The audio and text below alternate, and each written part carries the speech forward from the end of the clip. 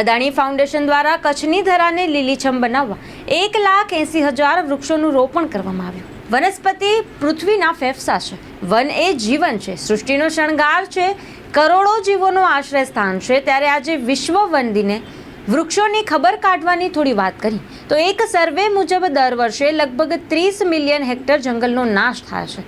માનવીએ ઝાડ ઉપર કુલાડી ચલાવીને વૃક્ષોની કરપીણ હત્યા કરવાનું શરૂ કર્યું છે. ત્યારે અદાણી ફાઉન્ડેશને આદરેલી વનીકરણની અદ્ભુત કામગીરીના આવેલા સાર્થક પરિણામોને ઉડીને આંખે વળગે તેવા છે. કચ્છની સૂકી ધરાને લીલીછમ બનાવવાની અદાણી ફાઉન્ડેશને વર્ષો પહેલા સંકલ્પ લીધો અને તે સાકાર કરવા એડી ચોટીનું જોર લગાવ્યું. ફાઉન્ડેશને સહિયારા પ્રયાસોથી અત્યાર સુધીમાં 1,80,000થી વધુ વૃક્ષો વાવવામાં આવ્યા છે. વર્ષ 2021થી અદાણી ફાઉન્ડેશને વનીકરણ માટેનું બીડું ઝડપ્યું છે, જેમાં વૃક્ષારોપણથી લઈને તેમની સુરક્ષા અને માવજાતની જવાબદારીઓ લેવામાં આવી હતી.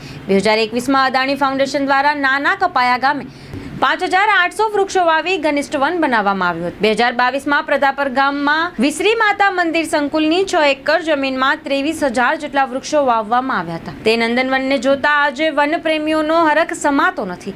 2023માં દેશલપર ગામમાં મોમાઈ માતા મંદિરની 4 એકર જમીનમાં 10,000 વૃક્ષો વાવવાનું ઉમદા કાર્ય કરવામાં આવ્યું હતું. 0 પોઈન્ટ નજીક ધ્રબ ગામમાં આગેવાનોની રજૂઆતના પગલે 2 એકર જમીનમાં 4,000થી વધુ વૃક્ષો વાવવામાં આવ્યા હતા.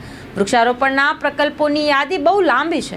મોટીપુરના મતિયા દાદા મંદિરે 8,000થી વધુ વૃક્ષો વાવી ગાઢ વન બનાવવાની કામગીરી શરૂ કરવામાં આવી છે.